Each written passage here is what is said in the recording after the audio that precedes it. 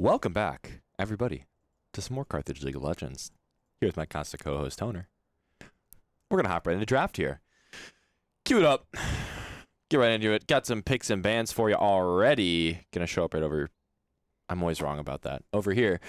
Already. Syndra, Maokai, Orianna, power picks, all very meta, very strong. On the other side, Carthage banning out Ivern, Darius, Draven. Once again, just very solid picks. Darius is something you're not typically seeing banned at this stage of play, but it's a strong pick. It wins lane. It's good blind. Jinx going to be the first pick for Cornell. A lot of options here on the Carthage that you can return with. Just going to opt for Xayah +1 here. Typically, I'm going to say Xayah into Jinx, just blind, not great. Just because Jinx is going to outrange you in these later game team fights, and Cornell hasn't really opted into any sort of specific team comp yet. And Xayah does get thematically countered by so many things, or very specifically poke. So you could still opt into that if you're on the Cornell side of things. So would you like to see the pick a little bit later on, or? Typically, at earliest, I like to see it, unless they're immediately drafting some sort of engage, B1 on the first round that blue side picks. I'd like to see Xayah on 3 on red, or 2 or 3 on red, or 2 or 3 on blue, just because it is something that's going to get banned typically. But I want to see a little bit more. I want something showing that we'll have some sort of engage that this Xayah can get value against. And Thresh isn't typically something that you'll see as far as that Xayah would counter. But it's good enough. You can still use that Featherstorm against the hook, so if you get surprised by it, you can still get the Featherstorm out. It'll be just fine. As far as a partner for... I just realized we don't know what the second pick there was for Carthage. I can assume it's either jungle or support. But going back over here, Thresh, a great partner here for Jinx. Just going to be able to keep her alive in these later game team fights. Look for picks early, potentially roam around. Maybe with this Nocturne now, going to be third pick here for Cornell. Super great champion at affecting side lanes, using that ultimate to put pressure all across the map once it's level 6. Also, very good skirmish and farming on the early game. So just going to be looking to use this kind of to keep those side lanes of Carthage in check. For sure. And I don't like how spooky that is, because I'm usually in the bot lane and I get really scared when I can't see anything. This is true. Yeah, it's very on theme for November 1st. They're just a day late for that. I know. We have the no music first, very spooky, and then we had Nocturne locked in. Now Sejuani is going to be the response here. Okay, this is like the first time I played jungle in like a year. I played Sejuani. Wow. That's fun. That's so much fun. Oh, yeah? I love Sejuani. Sejuani's quite good. So awesome. It's kind of hard to say if it's good into this, though. I believe that the Q, you can get flayed out of it by Thresh, and the matchup one-on-one against Nocturne is meh. Nocturne is going to outfarm you early, and the 2v2 is fairly even depending on champion. So given that, I don't think that they forgot to pick here Toucan 411. That's the homie right there. I don't think that they forgot to pick. I think that they locked something in, and it must have bugged. That's my best guess. Secret pick. It's a secret pick that we'll unbox later on in the draft here. Bans coming through, just some target bans against Raven the Goat. Of course, it's something we typically see on 4-5. Fiora, Gwen, 2 just solid champions, especially with the counter pick on red side that Carthage has gotten. On the other side, Urgot, Cassio, both very good champions in their own rights. Urgot more blindable than the Cassiopeia, but Cassiopeia much better at that front-to-back teamfight style that it looks like Cornell's going for, and now we're going to see just the Garen into the Jax here. Interesting. Who wins this lane? It's fairly even. I think Garen at 6 wins, though. Okay. Early game, it's kind of tough because Jax gets a lot of stats. He gets attack speed whenever he auto-attacks. It's kind of ramping up. So if you use that ability, use the auto-attacks on the wave, get your attack speed higher, and then you start trading, it can be really problematic for Garen. But as long as you're doing short trades, you're playing around the Counter-Strike that Jax has at his disposal, Garen's a fine pick here. But both of them are spin to win. They both certainly are. You're going to see the helicopter top lane here. And now, going to see Ahri picked up, and Silas going to be the response. I think Ahri... Ari works fairly well here. I think Ari's a good pick for the Nocturne.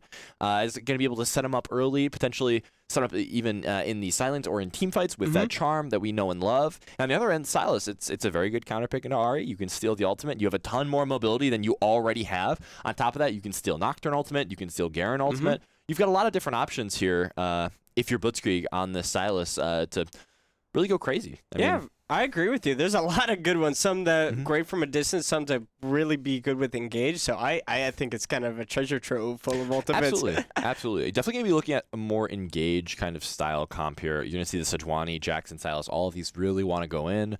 But yeah, I'm very excited to see what that second pick is.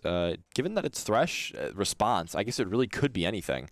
What would you guess it would be? Because I'm going to put my bets on Milio, maybe. Yeah, I'm going to lock that in. Milio blind is kind of bad. I think... Okay. I think that it's either Soraka, maybe Rakan, potentially. Maybe I would Lulu. like to see Rakan on that one. Yeah, there's a number of different options here that we could go with. Although none are exceptional against Thresh. This Thresh is going to have a fine game, going to be able to roam all across the map. I think we should probably switch to League Client here just to see actually what we do get out of this this Carthage bot lane. It's a very interesting draft, though. I think that I like what Carthage has selected here. The Sejuani has a really strong topside to play around in that early game. I mean, the Jax Sejuani 2v2 is very strong. The Jax Silas 2v2, if they play well enough, is going to beat the Ari Nocturne in that early game. So it's got a lot of options here. So they're going to focus on a little bit more aggression, do you think, the Firebirds are early on? Or I think that to get maximum value out of the Sejuani, you really want to play towards the top side and try to get those early kills using that permafrost or passive in order to get those, the multiple stuns down and play from there. So yes, early aggression towards the top side of the map, potentially towards mid, look mid to bot. There's a lot of different ways you could go for it, but when you see Sejuani, usually you're looking, okay, I'm going to gank the melee champions because that's, I don't know, fun fact, Sejuani's passive applies when melee champions hit opponents. So that stacks it faster, so you're actually able to get the stun off faster. That's why you're going to see a lot of Sejuani's playing towards top side more. You learn something new every day. There you go. And that's why you come to the Carthage esports stream right there for a little bit of extra knowledge. I love learning. Learning's great. Amen. Knowledge is power. Knowledge is power. Knowledge is power. Now we're going to finally get to see, in a couple of picks here, what Carthage bot lane has to offer. Very exciting. If I guess it right, I'm going to be very happy. What but did you I know guess? I'm right. Milio? I guess Milio. Yeah, I don't think I'm I don't right. think Milio's great here. Well, in lane, it's not good, but in the game, it's probably not terrible because you have Ari, you have Nocturne, you've got a lot of different ways to peel. But, oh, okay, I like that. If they lock this, okay, there we go. Okay, so this is a look that we haven't seen from the Firebirds thus far. Given the engage support here, Nautilus is good into Thresh. Nautilus has a just fine matchup. Also, the point and click ult is fantastic against Jinx, who's going to be running around at Mach 12 at all times, is good into Ari, who also has a ton of mobility. So I'm actually loving this engage comp that the Firebirds have picked up for themselves. Something I didn't talk about before, the Nocturne being picked into the Xayah. Nocturne's really got no good engage options here because usually you're going to want to use it on backline. You're going to want to, or obviously, if you're looking towards side lane, which is another option this team can really go for, given that both Silas and Jax are really strong in that side lane, going to be putting pressure on the map in this mid to late game. But Nocturne can't ult the Xayah, which I think is huge because who else are you going to ult? What, you're going to run face first into the Jax who has Counter-Strike? No, Silas is probably your next best option, but you really need a really cohesive engage to play with that, and that really hinges on this Ari or Thresh getting one of their spells off, getting the Death Sentence from Thresh or getting the Charm from Ari. So I'd overall have to give a pretty strong draft advantage to Carthage here. I'm loving what I'm seeing. I think that's the first time, and I'd say in like 2 weeks, that you gave the advantage to Carthage. Yeah, this comp, it's a great switch from the norm as far as we've seen. Kind of usually we pick an Enchanter there, and I wouldn't like the draft as much. But this is a really cohesive, engaged team comp. A lot of layers of CC to really put this Jinx and Ari in the dirt. So I'm very excited to see how this one works out in 2 minutes and 20 seconds. So we'll be right back with a spectator delay break. Give you some time to think about the draft, and then we'll hop right into the game.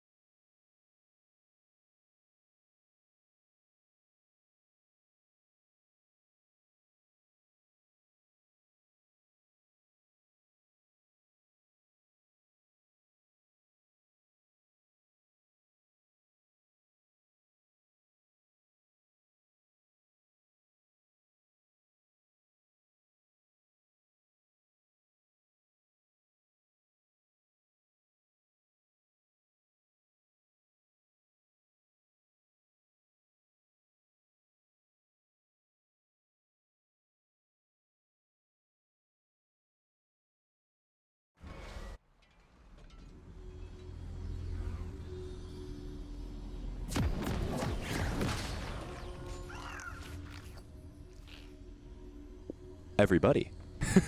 Welcome back to some more Carthage League of Legends. Hopping right into this game here. An exciting draft. Very exciting. I like this. I like it. We have a lot of nice champions that I actually know how to play. Oh, we've got some Tony champions up here. I really like this. Oh dear. Mic issue. Mike. There's a mic issue. Hope Mike's doing okay. I know. Best What of luck happened to to him. Anything you want to say about the draft? Yeah, you got any insights? The only thing I'm a little bit nervous about is Garen, Nocturne, and Ari all teaming up to try and get rid of our Zaya. That's it. I say that's one thing that I could see just Ari with her amazing infinite dashes if she so pleases. That's true. And she certainly has a lot of ways in. Yeah, and I think that's the only thing that I'm a little bit stressed about because I can see it happening, but at the same time, we got so many champs that are around there to protect her. And you even have the self-peel from the Zaya. I don't know. Looks like no longer frozen. And that makes me a happy little guy. Oh, Mastery 7 on the Ari. A little bit spooky. Not really. I'd hope everybody has Mastery 7 in this game. I think. I actually don't know. We should check. Let's after the game. No, we can't expose people to their mastery. That's messed up. I do like this invade that we got going on here, though. It's gonna be dropping that ward down, making sure to track where this Nocturne is going, and as I said before, Nocturne pathing top to bot, just trying to get a lot of farm in the early game. You're gonna have Sejuani doing the same though. Kind of surprising that you're not gonna be going towards that top side and looking for that early kill. Especially considering that this Garen has Ignite instead of Teleport. That's kind of huge. Yeah, I think they just really want to get, or both Carthage and Cornell just really want to get bot good early. And also, I think just to protect as well. It makes a lot of sense. See here, though. Gonna see Jax just kind of zoning from the wave, making sure to play safe, and collecting that early farm. So I thought it'd be a little bit of a scuffle up there, a little bit of some boxing, but it turns out, nope, nothing gonna be happening there. Blitzkrieg nearly getting those chains down on Felwyn, but nothing happening. Now you see, Nocturne's gonna get that clear a little bit faster than Sejuani. That's something that we should definitely talk about. If Sejuani goes all the way down to the bot side, then she will get down there. Then the Nocturne will be able to get down there and actually impact the lane first. So the Firebirds have to be very careful about that. They have to be very mindful of where Cornell's jungler is going to be roaming around this early game. But it's not going to be too much of an impact, not till 6, I don't believe. It's It really depends on what position you're in. Nocturne does a lot of damage in the early game, so if you are in a bad spot, then it's very easy to die to him. But as long as you're conscious of where he is, he doesn't have a lot of gap close that can make him really scary. And now you see in this early game, Raheem the Goat really putting the work on CC Bulldozer. Oh yeah, I've been watching Raheem the Goat play Jax. I think this past like 2 weeks, and really good technique. And found some new things past few days. Oh, hopefully we'll get to see it then. Oh yeah, I'm gonna keep it a little secret. Oh, as you should. Do not spoil this early into the first game. That would be a shame. Secretly, one of the moves going into river and just fishing for that golden fish. Oh, okay. Big. A lot of very good trading there from the Ari on mid lane here. I think that Blitzkrieg should come out with a slight CS lead. But you gotta like what you see. That early aggression just taking advantage of the melee mid laner in Silas here. It's well played here out of Felwyn so far. But as you can see, both manas are being taxed here, both for Blitzkrieg and for Felwyn. Although the HP of Blitzkrieg is really what's going to matter here. Oh, most definitely. But, you know, once Silas gets that level 6, it's going to be all good. Hopefully. That's always the hope. Yep. Oh, there goes the hook. There on some Nautilus, but nothing much more happening. Just going to be walking away there. Blitzkrieg in a little bit of trouble. Could look for a dive, but I don't think that's really going to be the first prerogative for the Rams here. Just going to be moving up Nocturne to the top side, getting a double scuttle. So that's one thing you are kind of worried about. If you do opt for a full clear here, if you are Beast Fridge, you're looking for a full clear, you got to be careful about that because now you're down 8 farm. You're down 2 camps up in this early game. That's going to be probably about 30 to 40 seconds faster that Nocturne is going to get his ultimate, and now I see a lot more trading. There we Sweet are. Peach is the one who's actually taking the damage, and now you see Beast Rage going to be moving on down. They might think better of it. I can't really tell. It looks like they want to fight, but no, just going to be understanding. Low mana bar on the Jinx means very hard to fight this potent lane in Xayah Nautilus. This is something a lot more kill threat than what we're used to seeing out of this Carthage bot lane. Oh, most definitely. And that's what we like to see, because it's been pretty passive the last few weeks, I'd say. But I also see that, what is it, that true damage glitch going on. Oh, Yep, good trade. Nice. Very good trade there. But now a little bit of damage back there on the Blitzkrieg with a very good charm. And good wave setup, though, for Blitzkrieg also. Now you can see one thing, interesting thing I'd kind of like to touch on real quick is Halo Blades on Nocturne, which is very uncommon. Usually you're going to see Lethal Tempo or Conqueror. Oh, Almost gets it. Wasn't expecting the flash from Beast Fridge, so that's ultimately what's going to not get the kill there. A little bit of miscommunication, but still good trades. Did get the flash out of Ahri. So you still have that kill setup in the mid lane if you decide to go. For sure, and applying a little bit of pressure always helps as well. Absolutely, and you still have that pushing wave. You still have a lot of options here. You can't be too worried here with the FIrebirds. Another solid trade, as you said before. Just nice, chill lane so far, although now you see both hit 6. Raymond going to have to be very careful at this half HP. You got to remember he has the Ignite, so now might actually just be able to zone him away from the wave and actually get a freeze down. Oh, it looks like some pings are going out and might be looking to do drag. Yeah, Nocturne recalling. Yeah, Nocturne is on a kind of tough reset. Is sitting on a lot of gold because he opted to go right back up to his top side and continue to clear. Spirit Rush does not connect. Oh! I was thinking a little bit more There of it, we but he makes a are! mistake using the charm instead of stepping out of the Q range. First blood for Blitzkrieg, and we've seen that all year from him. Yeah, just amazing mechanics, as always. He's got to be really careful here. CC Bulldozer is not as safe as he thinks if he tries to really go for the all-in. But he did get enough good damage down, gets the silence, and now he's going to be walking back to get that regeneration from his passive. So ultimately, any damage you can get down into the Raymond the Goat without having this wave crash is going to be a success, just because you know once you get to that specific HP threshold, he just dies. Oh, yeah. And I love seeing both E's going out from both Raymond the Goat and Bulldozer. It's so nice to see both of them spin. That's all I think about. It certainly is the helicopter top lane. Now, though, we're going to be looking towards this dragon, potentially. The wave isn't too good here for the Cornell Rams, so just going to be looking to push that out, potentially grab some vision on Nocturne, but he is level 5, matching Beast Ridge. So that's what we talked about before. You really want to be levels ahead or even more gold ahead if you're on this Nocturne, just because you clear so much faster. Now, thinking better of it, just going towards that top side, hopefully playing towards that scuttle, or even getting a gank off onto Raymond the Goat. For sure. A little bit of damage being done. Raymond the Goat's got to be really careful here. They have pretty good kill potential on him. He's just going to be using the spin to win, although the spell shield and flee might actually get me splashing away. Gets the ward hop over the wall. Leap strike brings him right out of danger. And now they're just, FIrebirds going to pull 3 over, grab that first dragon. Ultimately, it's not too bad here for the Rams. Pushing Raymond the Goat out of lane, continuing this huge CS lead for the Nocturne, for Cheese Ravioli in the jungle here. One kind of mild mistake here. Oh, actually, they're going to contest it, though, because they do get the wave pushed in mid. So now, a lot of potential for a very good fight here. Pocket away is going to have to flash away, although the Paranoia will come out. They will get that fear also. See all of that damage from the Nocturne. Picks up his first kill of the game, and now secures the dragon.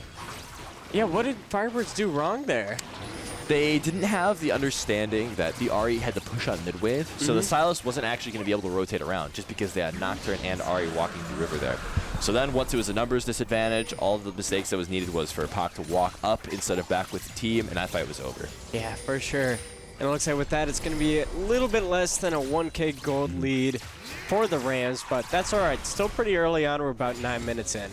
Yep, not a big deal. 1,000 gold at 8 minutes is trivial. You still have a decent amount of gold on the mid laner just because Blitzkrieg did find that solo kill earlier on. And the main thing I'm worried about, honestly, is this Sejuani really falling behind in gold from CS. That's the only real thing you got to worry about now, because now this Nocturne has that first kill. the skirmish power that the Cornell Rams are going to be able to provide is massive. So you have to be very wary of stepping into any fight with this Nocturne on the map. Oh, most definitely. I did not like that damage to our tank down there. No, not at all. But, ooh. Oh. Good Spirit Rush there from Phelan. Just understanding if he does get that damage down, it's likely a solo kill angle. So just going to be getting that extra damage off, making sure they get a little bit of priority towards that top lane and towards the Rift Herald. Now you got to be careful, though. Oh. Does get the Permafrost down. There and we Raymond are. the Goat is going to pick up the first one on that great dive. Beast Fridge making things happen on the map. So good response there from the Rams. Yeah, it was great synergy going up to there. And unfortunately, didn't get to steal a little bit of gold in the jungle, but that's all right. It's perfectly fine. I think that getting Raymond the Goat closer towards the Divine Sunder is going to be huge here. Divine Sunder is really the pivotal item in this matchup that'll swing it once Jax gets it. Because, as I said before, Garen does have that window, kind of, where he's got kill opportunity with level 6. But since that was passed by, it was kind of a wasted opportunity. Now that Raymond goes so close to the Divine Thunder, you'll just have so much healing, so much sustain out of the Jax that it's going to be really tough to find a good ultimate angle. As now Blitzkrieg is going to get charmed. He's going to go forward, although nothing more happening. Yeah, flash going out from our really smart play there. Yeah, you just see how potent the trading is with the Sheen, though, in the top lane. Once he gets that Thunder, all of that healing is going to really add up. So he'll turn from just a damage sponge with the passive now. All of a sudden, he's kind of like a health pack for the Jax, just to be using that W on, just bonking him until he's able to get healed out of lethal range. Pretty strong fisherman. Very strong fisherman. Imagine if he had a real weapon. A fishing pole. Yeah. They should have that. They do have that. It's They a skin. do? Fisherman Jax, yeah. You didn't know that? How did I just not changed know Tony's that? life right now. That's. guys. I'm I gonna buy changed that. his life. Ooh, no, don't. Oh, got a little bit of fighting here on the top lane now. CC Bulldozer does have a slight health advantage and not going to go any further. This is, once again, this is still part of that window. Ooh, Everfrost going down. This could be a pretty good trade. Is not able to get the chains through the minion wave, though. Once again, this is a pretty good opportunity here if you're CC Bulldozer to try and find some sort of solo kill. Once this Ignite comes back up, hopefully stopping Raymond the God from getting that Thunder, but now it looks like he's just going to be able to get that reset here. For sure. Yeah, what's so interesting to me with Garen is that his R does not have like an execute meter to it, so it's always like kind of a guessing game. You can't tell, yeah. Yeah, I kind of I like think that. I think it might show on the champion actually when the ultimate kills. That's how a lot of executes work in this game. Is it'll actually hover a symbol above. Oh, it does? Yep. Yeah. Oh, really? Oh, I did not know that. Yep. Yep. Now going forward, does get the Frost down, but I don't think that's going to matter. Paranoia comes out. Good Paranoia back onto Phelan, but he's going to get out. Pocket away, has a very good roam here, but everybody's going to get out. All around, nothing happening. Very surprising there. There's a lot of anxiety going out in the air. This is scary. Oh, dear. Oh, Beast Witch has to be very careful here. She's definitely has had a very good reset. There oh we my are. goodness, great usage of that Everfrost. I say Evan Shroud, my goodness. And now Blitzkrieg just going to be fighting Sweet Peach too. Blitzkrieg wants all the smoke on this mid lane right now, and man, he's getting paid for it too. 2 kills here. Decent farm. I mean, it's still 10 down, but ultimately those 2 kills are going to put you ahead as now Fyro might look for something, but no, just going to walk back. I love in the chat to see Obi Fridge Kenobi Beast Fridge #1 on top. That's awesome. I love Beast Fridge fan pages. We need more of them. Because we had some decent play here. That top dive was definitely showing why. Beast Fridge #1. Beast Fridge on top. A lot better than the dives that I made when I played jungle this week. You gotta learn from him. Oh, yeah, most definitely. Next objective we're gonna be looking towards is probably gonna be the dragon. The Rift Herald is remained untaken actually here so far in the game. So maybe look towards that as a little bit of a gold boost for your team, especially if you're going to be putting that mid lane for Blitzkrieg. He already is so far ahead, putting him even farther with that Rift Herald could be huge. Wow. You can see just how much damage he's doing onto this Ahri. Yeah, give him more gold. That's a solo kill. The 3rd of the game for Blitzkrieg. Jeez. My goodness. Blitzkrieg is just taking over. He's got the box. He's got the chains. He puts it down. They try to go in on him, but not much will happen. Cheese Ravioli's not in a good spot. He's just going to be able to kind of wait. Flashing forward is Fyro, though. Picking up 1 for the squad. Beast Fridge will get hooked, but I don't think you want any part of that. The Sejuani ult goes down. They're just going to walk back, take the prize of the Hextech Dragon here. My favorite dragon. It's so cool. It's a pretty good dragon. It's so cool. It's a pretty good dragon. It is also probably the strongest dragon. It is? As far as soul, yeah. It is insane. Nice. It's so hard to play around. The slow and the true damage make it very oppressive to play against. And the FIrebirds, not going to have to worry about it because it's not going to be Hextech Soul. But getting the first of the game is going to be pretty big here. As now they can push their attention towards that top side and towards the Rift Herald, as I said before, to potentially put Blitzkrieg or Fyro even farther ahead than they already are. Oh, looks like it's going to be a Chemtech that's going to be up. Yeah, so like kind of a weak dragon for everybody. Oh, it's so cool, though. It's very cool. He used to do zombies. Best map. Yes. Yes. But worst soul, unfortunately. Oh, next to Cloud is the worst soul. Oh, what would you say? Would you think Chemtech or Cloud be the worst, in your opinion? I think it depends. I think that the Runa turret, the chains are barely going to miss. The W move speed used very well, but man, that Q is chunking. That might be a Q max, actually, just because of how much it's doing. Usually you're going to max W, the Kingslayer, on Silas, just to get that extra healing, but just based on how much damage Q is doing to this Ahri, I feel like he might be maxing the Q here, which could be good in this matchup. Yeah, that... I mean, we've seen it so far. It's really done a ton of damage. Both junglers going to be pathing up towards that top side. Slight gold advantage here for Cheese Ravioli, but I think this is going to be, nearly another solo kill. Very well played there by Philwin to dodge out of the way of those abilities. Hey, getting hit by any one of those, I think, would have killed him, but just able to get out with the Spear Rush, so very good usage of the ultimate there. Especially when they're able to get the other one, but I think they're ready to go. Might actually be able to look for a solo kill here. The Leap Strike will be up. Paranoia will go down onto Jax, though. He does have the extra resistances. The ultimate comes out, and CC Bulldozer gets his first of the game and a push out, and hopefully this Rift Herald, although you have that double rotation there from the Firebird, CC Bulldozer is trying to get in the alcove, trying to find a way out here, looking for the reset. Blitzkrieg hiding in the side brush, getting the ultimate down. Glacial Prison is not going to find anything, though, as it looks like they're just going to have to walk away. Chains back in, though, gets the extra healing. Kill for Beast Destroys. CC Bulldozer is now out of the way, and the ultimate comes down. Blitzkrieg with his 4th, the 7th for the Firebirds, and a 1.5 gold lead secured.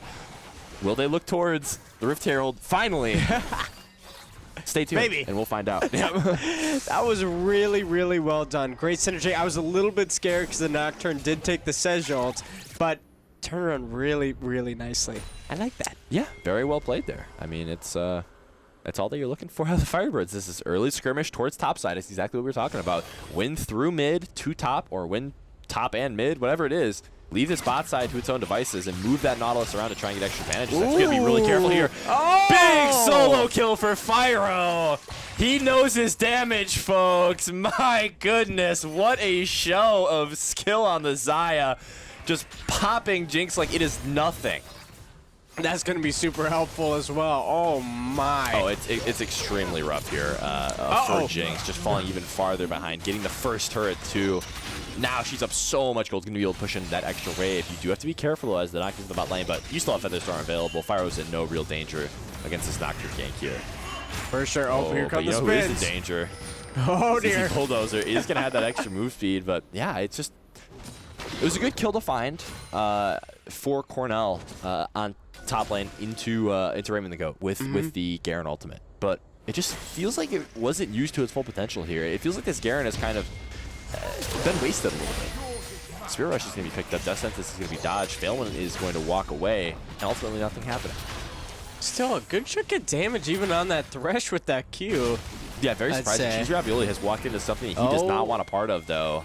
Although they do have numbers in the top side here. We have 5 to 3. They do secure the Rift Herald, but it looks like it's going to be a Spear Rush, and Zony's right out of the way. The Paranoia is down, going in now on Cheese Ravioli. He's going to flash away. The Burfrost is going to be on him. Pop looking for the kill here. Gets one for herself on the Nautilus. And now they're just going to run over the fight. You don't want to be in this situation as Garen. I don't know if I need to tell you that. Using the Featherstorm, I'm assuming just expecting the flash ult here from Garen, but ultimately nothing coming. So now you're just going to put that Rift Herald in the mid lane, probably, eventually. And then looking to get the dragon from there. So very clean plays here from the Firebirds so far, just really understanding their item spikes and what they are and aren't able to do. Although now Blitzkrieg is going to take a lot of CC. The Rockets are coming through for the Rams, but get out of there. The burn not quite going to do it for him. That would have been a huge shutdown to give the Jinx. Oh, most definitely. But Firebirds are playing extremely well today. I'm loving this, especially after the upset of last week. Absolutely. It wasn't an upset. It was the 1 seed. Yeah, or just the loss. Just a loss. The loss. They played very just well. A loss.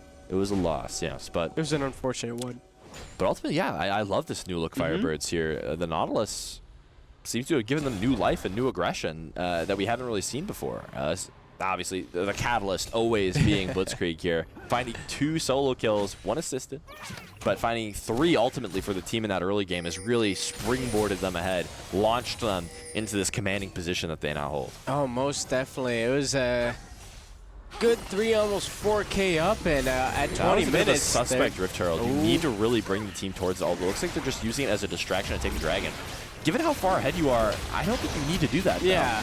I think you could play for both the dragon and the herald. It feels like that was just kind of a set play. Like, oh, we're going to drop the Rift Herald mid, and we're going to go get the dragon. But ultimately, I mean, even if it was a waste of the herald, you still get a dragon. So it's still a win ultimately. For sure, and with no damage being done to any Firebird, they're all ready to go for any fight now. Yep. So, you know, some pros and cons to it, but overall, we're safe. Very. We're in a super great spot. Both carries having a ton of gold advantage on the top side. Jungle is not that far behind in CS, actually, something I really would have liked to see more, just based on that great pathing start from Cheese Ravioli. Is now basically even in farm and even in gold. So it's something that you really got to look for on the Nocturne going forward, is trying to find those advantages in CS and experience in order to put your team ahead. For sure. I was just going to say, I love that name, Cheese Ravioli. That's so nice. It's a great name. I'm hungry now. I just think of my favorite Italian restaurant back at home, and the cheese ravioli. In Minnesota? Oh yeah, in Minnesota. I just think of it, and I'm like, you'll take me there sometime. Yeah, anytime. Okay, all right. Come for Thanksgiving break. Oh. Back to the game, though. It looks like Phelan's going to find himself in a tough position. Does get the Everfrost down. Or not the Everfrost. My goodness. The Permafrost down. What is... Oh, my God. I forgot what Sejuani passive is called. I called it out earlier. Paranoia, though, on the mid lane. Fyro opting to flash instead of using the ultimate is kind of surprising there. But it looks like Blitzkrieg should be able to find a solo kill here. I mean, CC Bulldozer going to walk away as far as he can flash forward. Does get the ultimate down. Blitzkrieg gets his 5th. And it is Permafrost. That was awesome. That was so cool. It was. Minnesota reference W. I love to see a more active chat, everybody. This is fantastic. Thank you, Toucan. Thank you, It's Galahad, the bearded man. Oh, yeah. And thank you to the Beast Fridge fan account. Gotta love to see it. Just puts a smile on our faces. After a long day of work, school, everything. Yeah, it's good to come by the stream. Tell more people to come by the stream to watch some League of Legends. Oh, there's some marketing. League of Legends. Marketing. There's some marketing. Drop it in there. Marketing advertising. Get your friends. Get your family. Watch the games. Instagram, socials. We got Instagram. Oh, yeah. We got socials. You can already look those up. We gotta. Why didn't we make a TikTok? We gotta get a TikTok for this. We'll see what we can do about. I apologize for calling it a fan account. I didn't mean to mess with you there. I loved it. I just loved the name Obi Fridge Kenobi so much that I had to shout it out. Yeah, Toner's not here. It's a shame that Toner is not in the chat right now. What do you got to say about that? That's mean. That's mean. All right, enough talking about chat. Yeah, we love them, but we got some League of Legends to cast here. Oh, yeah. Looks like the Firebirds are looking towards a Baron play. Raymond the Goat does not have the teleport available, which usually would be the signal, kind of, to start that dragon. Oh my goodness, to start that Baron, just because then you could move 5 over at any time. But they have so much control of the mid wave and the top wave here that I don't think you really got to worry at all. You can just kind of look towards that dragon in peace, especially with how far ahead you are. 4,000 gold. It's just a good spot. I mean. One really big point of advantage that I can kind of point at. Obviously, a lot of kills here on Blitzkrieg. But Fyro has the Navori Cook Blades, and Jinx does not have the IE yet. So that's a very big kind of power point to look for. For sure, and here we go. Let's see how it's going to start. Just a little bit. Oh, the ultima's missed, but the chains missed as well. Very good Lantern there, just to keep him out of danger. You kind of have to be, I don't know, you have to be very careful in starting this Baron just because Ahri has the teleport and Jax does not. So you got to be very smart about how you go about this. Pocket 808 is going to be hooked, but nothing more going to be happening there. They kind of have to make a decision. It feels like they're wasting a little bit of time, although with how far ahead they are, you're not really going to get punished for it too bad. Chains will land. CC will land. The Garen ult is available now. Paranoia comes down. It looks like they're going to be going on to Blitzkrieg here. It's going to be flashing away. Oh, I apologize. Maybe the target. Beast is just the target, but now you have Failwind on the side of this fight, getting the damage down. The Garen ult comes through, and this is going to be a clean wipe. This is exactly what I talked about. They don't have 5 members on the Baron, and they're hovering around it trying to fight. Huge mistake there from Carthage, and now the Rams, Cornell, are going to bring it home with that Baron, and we'll see what kind of plays they can get after this. Yeah, that's a real bummer for Carthage, but that's all right. There's still a good amount of League of Legends. Oh, there's plenty of League left, but that was just brutal. You have to keep in mind what this Ahri can do, and now granted, that all started with that Paranoia right onto Beast Fridge. So much damage came out to him so soon. I don't think he was even expecting it, because then after that we saw the Garen get the ultimate down, and then Spirit Rush, the flank there from Ahri, able to get a charm, and the fight was just over from then. Jinx had the resets, Jinx had the gold. And I mean, you got to be really careful here now if you're the Firebirds. It's now back to an even game, and my goodness, I apologize. Really good resets here for the Rams going towards this fourth dragon fight here. For sure. Yeah, they're still down by 6 kills, but is still making good efforts to get what they can. Oh. Yeah, they may be down 6 kills, but they are still completely even in gold. Beastfridge is going to tank a hook there, but now a little bit more gold, a little bit more tanky. They're just going to start this dragon, though. Very interested to see what's going to happen. It looks like Blitzkrieg is just going to be pushed off the way. They have to be super careful about this. He will get 2 in the stun. It just has to flash away, though. Paranoia comes down. The death sentence comes down now. Geralt taking 1's life, but they have too many on the backside. Failwind's in a tough spot. Will end up taking out Fyro, but is still a 2-for-3 trade. Failwind fighting another one, though. Will he actually be able to get out? Using that blast cone to run away here, but I think he's just going to be on the chase. The chains will miss, flashing out as Failwind. Well played there by Ahri, but I think this may be the end of the line. Will tiptoe across the tower, ultimately will get out. Very well played, and use the parent reset to get away there. Very well played there by the Rams. Great team fight. That was crazy. It was. Something extremely surprising to see. Neither Pac nor Fyro used their ults in that fight. So I could only expect that if they did, it would have been a much different fight just because of how close it was. Yeah. So I think that Fyro kind of got reaction checked there by Failwind, just coming over the wall and getting that charm down and eventually getting that one shot. So just something that Fyro will have going towards this next fight potentially. But it's something you gotta be careful about. Blitzkrieg is gonna touch barely out of the way of the death sentence. Sweet Peach really done a great job at finding these hooks in this mid game. Yeah, most definitely. Going for it does miss out. Ooh, miss almost. Shut down. Ikutso will find one for himself, and now they have so much pressure on this mid lane. Just gonna be walking back towards the dragon, though, taking their second of the game. Fyro still did not use the Featherstorm, so you gotta use it at some point. You've had 2 kills now that you've given up just because you haven't used it.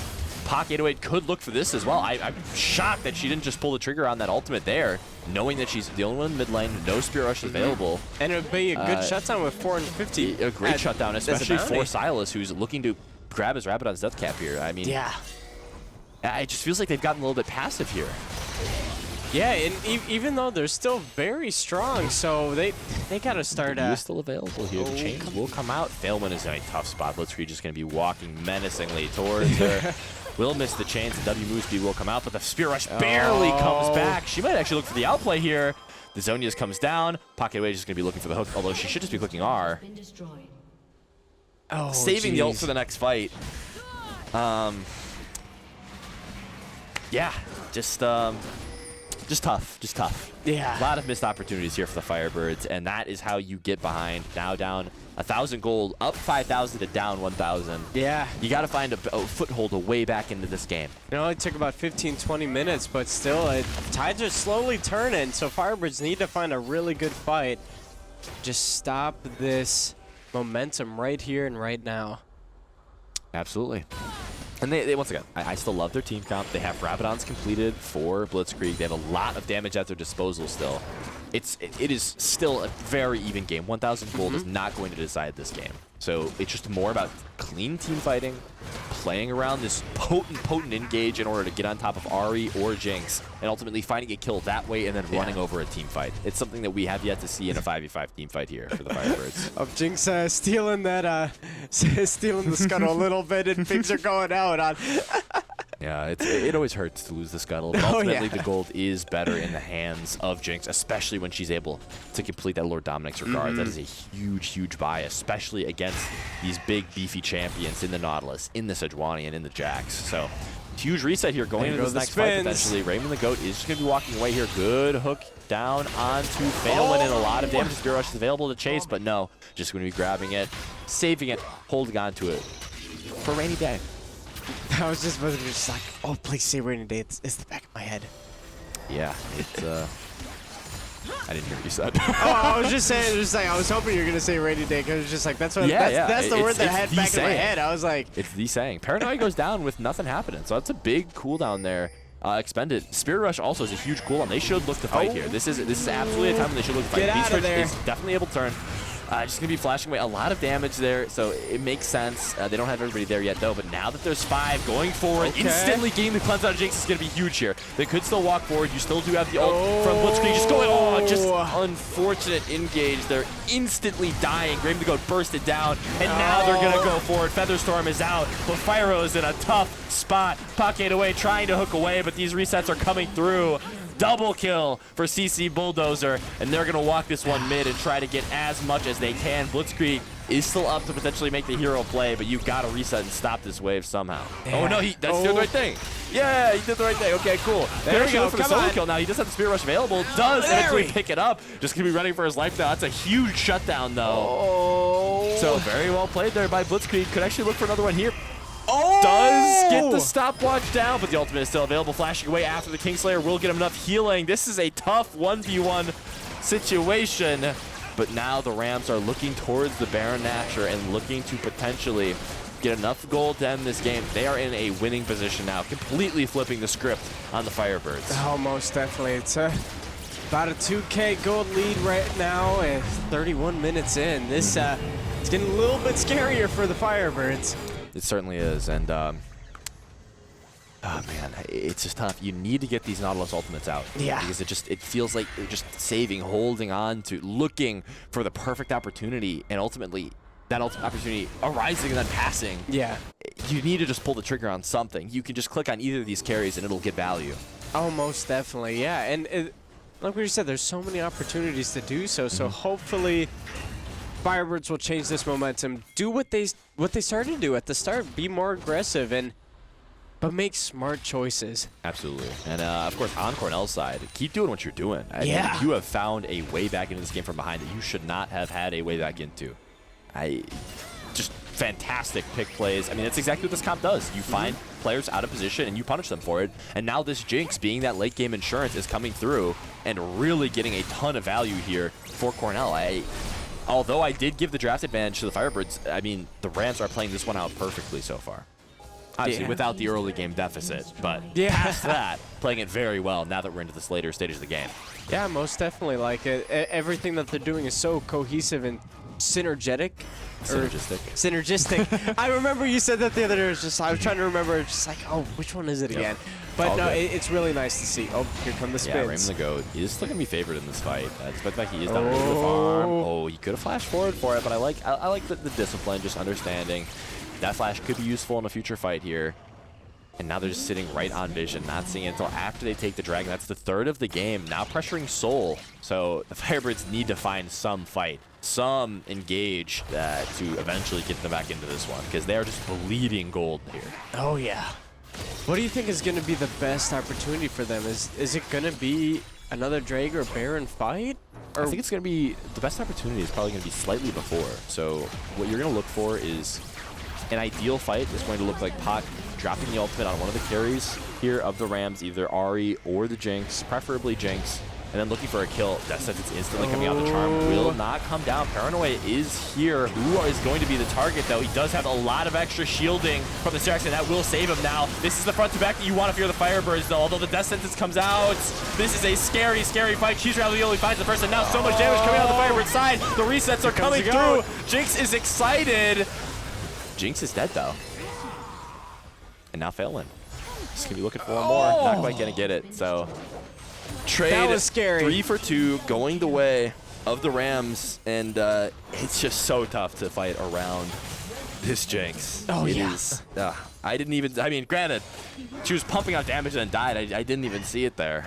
But this is going to be a lot of gold and a lot of bleeding pressure on the map that you're going to lose here. It was a bummer, because first I think she was at 0-2, and then getting those 4 kills and tons of assists. Yep. Like, she is scary. I mean, the real MVP I feel of this game has been, well, let's, you know what?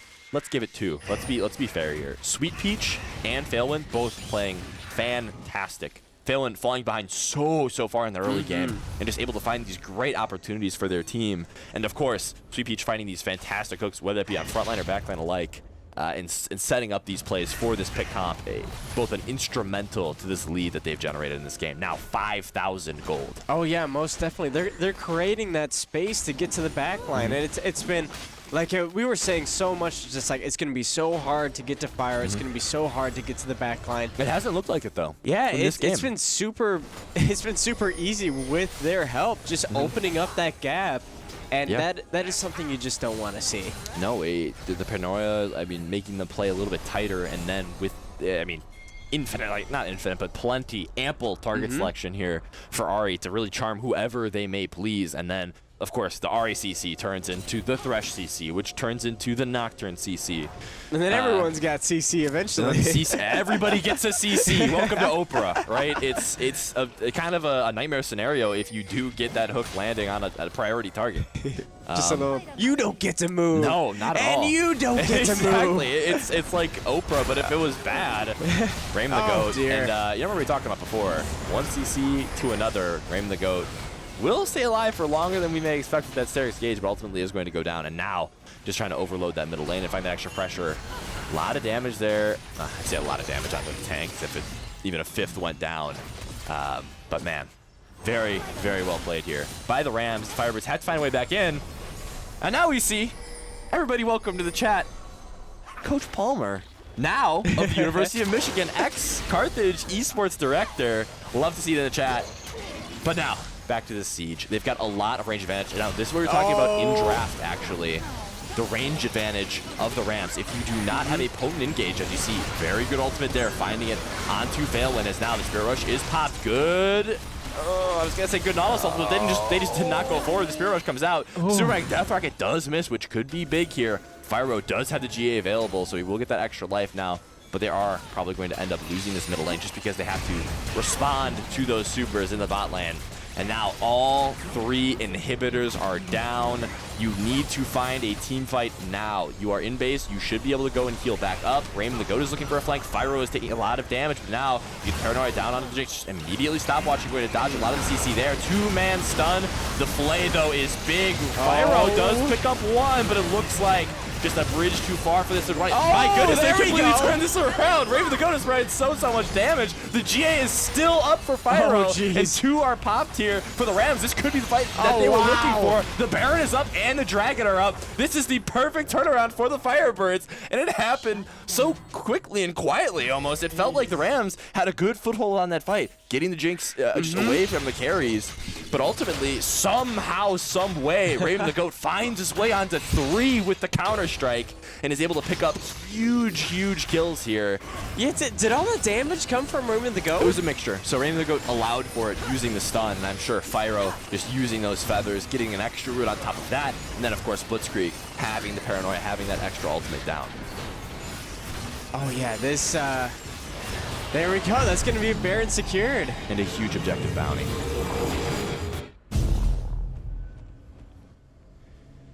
Now, you would like to look towards the Dragon, but you really can't, just because they do have 3 waves of supers pushing in.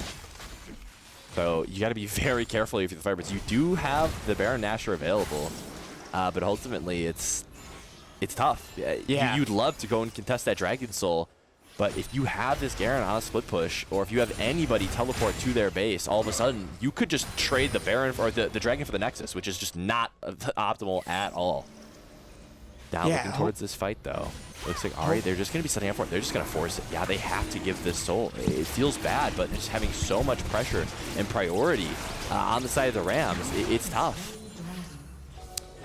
Looking towards this next fight, though, they do have the Baron buff. They are pushing themselves out of that bad situation, especially with the triple inhibs coming out. So it is do or die now for the Firebirds. Yeah, hopefully the Firebirds can keep it safe and just Big find it. hook There we go. on to CC Bulldozer. I wasn't sure if that was going to hit, but flashing away, he might still be able to find a way out. Flashing forward is Raven the Go. Does not get the stun down, though, barely. Forcing some summoners, though, out of CC Bulldozer. Also forcing it off Raven the Go feels bad. This is still feels so even, although now you have the Dragon Soul to worry about for Cornell. Yeah, it's like you said, it's not the best one. So what buff is that going to give the Rams? So it actually gives you, I believe, bonus damage and resistances when you're lower health. Okay. So it's still valuable, don't get me wrong. But when you're comparing it to a ton of extra damage on your first attack from the Infernal Soul, or the massive slow that you get from the Hextech Soul, or even the shield or the healing from Ocean and Mountain, respectively, it can feel a little underwhelming, although once you're in this kind of even of a game, any buff is a good buff. Yeah. Exactly. So although you do see now a 1.5 gold lead for the Firebirds, that gold doesn't really matter. Everybody's at their 5th and 6th items at this point. So ultimately now it's going to be completely up to execution.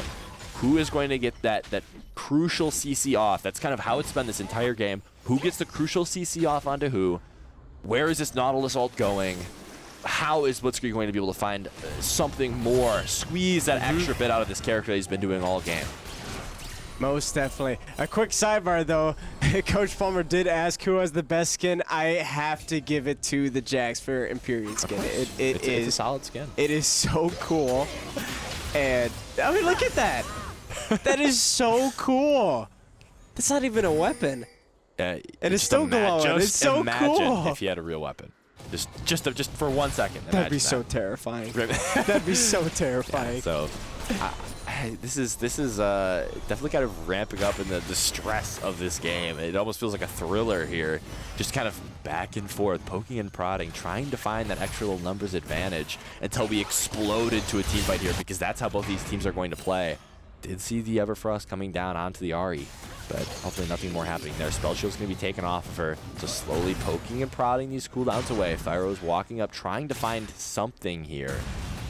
Each side trying to find that little advantage that could put him over the edge. The Stridebreaker does come through. Raven the Goat is looking for it here, but I don't think this is the fight that we're going to ultimately need to worry about. You see the down. Does get the stopwatch off. Does have the Sterax also. They have the full rotation, although the Garen ultimate comes down from the sky and is able to take him out. Also living. There it is, the Chemtech difference. Actually saving Garen. And now on the other side of this, Blitzkrieg looking for the kill here. He will be almost be able to find it with those chains just barely missing. Gonna have to run back to your base now. Sweet Peach is a bad spot. Fyro gets one, looking for more, pushing forward, but no. Just gonna have a lot of good movement here out of Cornell. And my God, this is a tough game for both sides to close out. I don't think my heart can take it anymore. This is scary. No, this is a tough one. This feels like we're in overtime right now. I know. And we are just back and forth scoring. I can't even predict the outcome of this one. It is purely up to Micro. Once again, the main things we're going to be looking for towards these team fights going forward, because at the end of the day, it's tough to find any sort of win on the waves as far as map advantage. Just because for so long now the Firebirds have been pushed into their base and just been farming gold. But thankfully we'll have that breakpoint coming up relatively soon with the Elder Dragon. That will determine the game. Whoever gets this Elder will be able to win the game. And it's tough because even though I talked about, I just said, oh, not a lot of map pressure. Those being that, oh my God, I'm so stressed out. You got this. Because, don't look. Everybody okay, we're good. We're so quick. Our production is so clean these days, everybody. We're on this. We're breathing. We're breathing. We're now going to see who gets this Elder first off? Who's going to get the Baron? Because that'll be big for waves. And now, as I was trying to say, and struggling to say, the inhibitors are not going to provide any defense. Oh, Raymond the Goat. Steric's coming out. This Zonius will also come out, so that's going to save him here. Beast Fridge is a little bit too far forward. The Paranoia is going to be grabbed there for Blitzkrieg, though they're getting really, really chunked out here. They have to play super, super careful. The Zap is going to come down. The Charm is going to come down. Beast Fridge having to flash away now. This is tough. They have to give this Baron here. Just given that Raymond, oh, well, they don't have to, but they're going to have to give up some sums. Going to have to give up those TPs there on the side of the Firebirds. So, this starting as a 4v5, this could be really tough. And especially when, potentially, if the Rams know that Raymond the Goat had to reset, they can just engage 5v4 here and find a great fight for themselves. So ultimately, this will just be a complete coin flip now, going over the wall and taking that.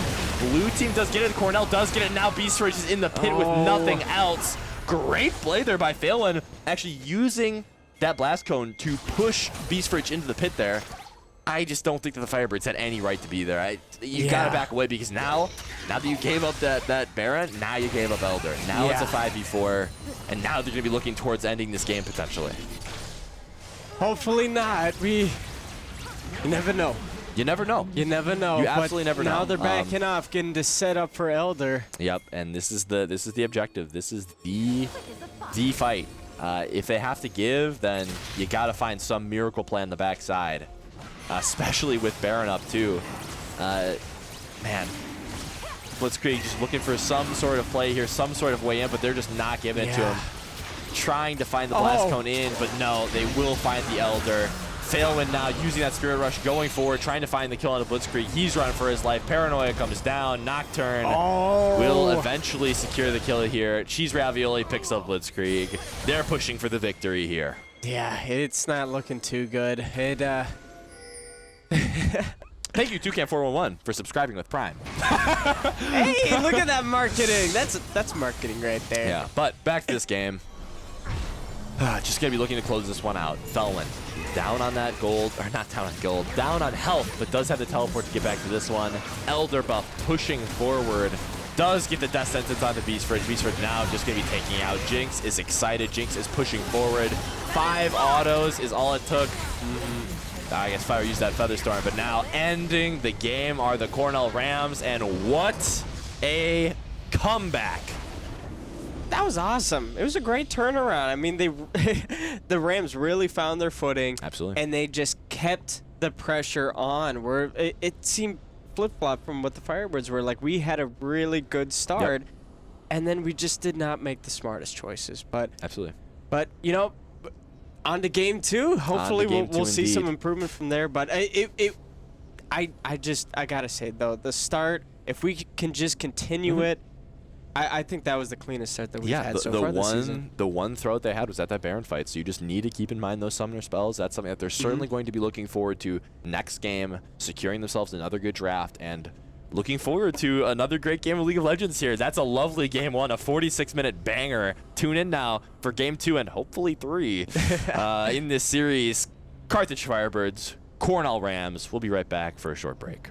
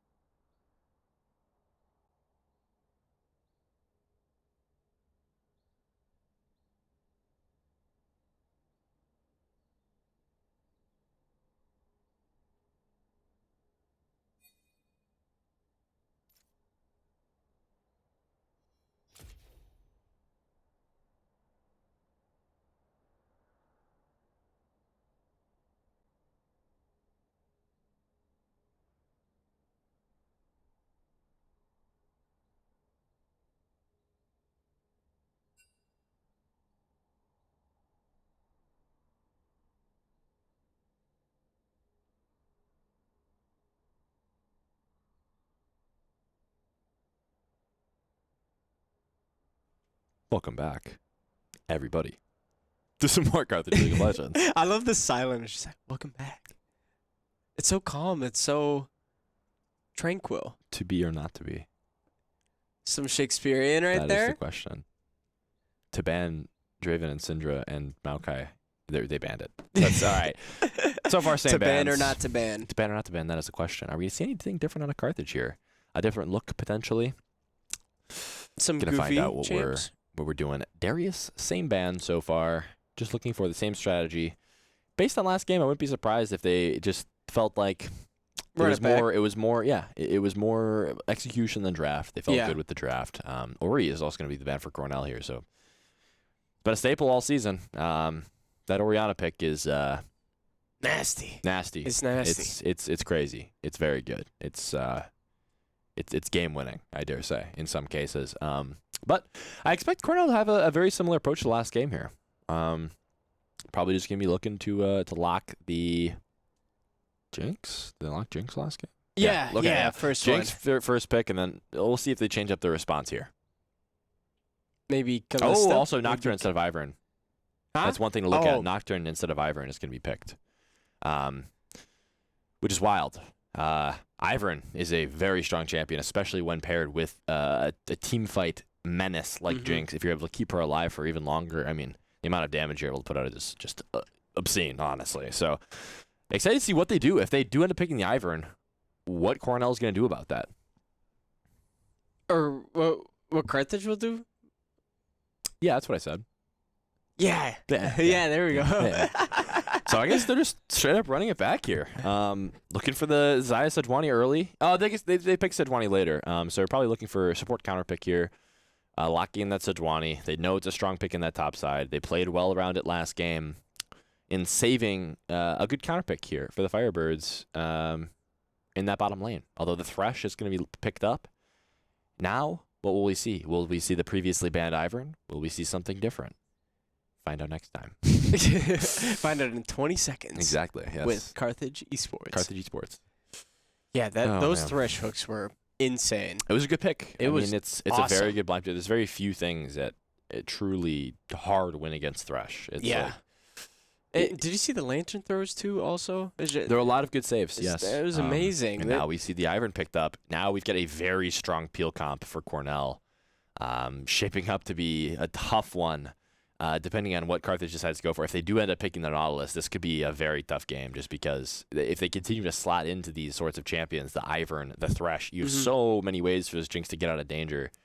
Yeah, you need some point-and-click CC or else you're kind of in danger. Yeah. But the Nautilus just didn't feel like the right answer last game, so we're going to see what the answer is, and it's going to be Soraka, so just looking to play straight up front to back and try to just get more DPS than the opponent. Just good old-fashioned League of Legends. Yeah.